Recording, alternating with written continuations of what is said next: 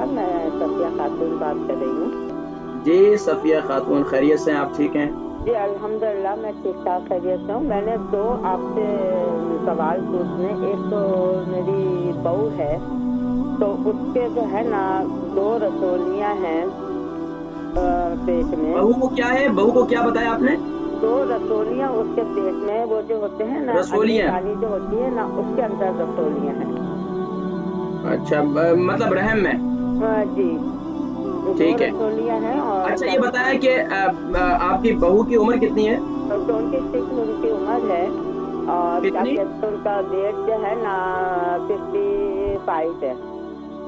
वजन कितना, उम्र कितनी बताई? 26 जी, और 26। 26। अच्छा अच्छा। अच्छा, रसोलियों की कितनी बड़ी होगी रसोली? रसोलियाँ काफी बड़ी हो गई हैं। वो ऑपरेशन उसका होना था, लेकिन ये अभी कोरोना की वजह से फिर हॉस्पिटल वालों ने घर भेज दिया। तो अच्छा, शादीशुदा है? शादीशुदा है? शादीशुदा 2 बच्चे भी हैं। जब उनका ये पहला बेटा हुआ था ठीक ठाक हुआ था, फिर दूसरा बच्चा हुआ था, उनका बहुत बड़ा ऑपरेशन हुआ था, यानी कि पेट के अंदर से उन्होंने सारी चीजें निकाल दी थी। उन्होंने बोलता ये कुछ भी बच्चेदानी अगर अंदर रहेगी तो उसका जहर फैल सकता है। इंशाल्लाह परेशान ना हो, इंशाल्लाह ठीक हो जाएंगी इंशाल्लाह। बाकी उनको बाकी इसके अलावा तो कोई तकलीफ नहीं है ना? उसके अलावा कोई तकलीफ, बस उसके पेट में बस उसी रसोली की वजह से बहुत दर्द होता रहता है। हकीम साहब, मैंने इतना आपका फोन नंबर मांगा कि मैं प्राइवेटली मैं खुल के मैं आपसे बात कर सकूँ। ठीक है, बहुत शुक्रिया कॉल करने का। सफिया खातून, इनकी उम्र जो है, इनकी बेटी है, बल्कि इनकी बहू है, और उनकी उम्र 26 है और 55 उनका वजन है। पेट में जो है रसोलियाँ हैं और पेट में शदीद दर्द की शिकायत करती हैं। देखिए, अक्सर खवातीन को आज के दौर के अंदर बहुत ज़्यादा ये शिकायत पाई जा रही है। खवातीन को रहम के अंदर, बच्चादानी के अंदर, यानी कि रसोलियों को शिकायत हो जाती है।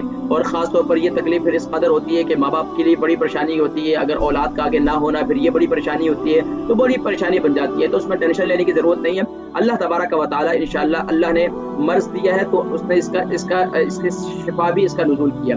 बाकी एलोपैथिक के अंदर इसका यानी कि इसका ऑपरेशन है, लेकिन हम इसका नाज़रीन किराम, इसका मैं इलाज ये बताता हूँ। एक तो आप हर फ़र्द नमाज़ के बाद जो है आप अपने ऊपर रब्बी अन्नी मस्सनी यदुर्रु व अंता अर्हमुर राहिमीन, सूरह अंबिया आयत नंबर 83 अव्वल आखिर दुरूद शरीफ के साथ हर फर्द नमाज के बाद इसे 41 टाइम पढ़ें और अपने ऊपर दम करें। इंशाल्लाह पानी पर दम करके पिए। एक तो ये अमल करें।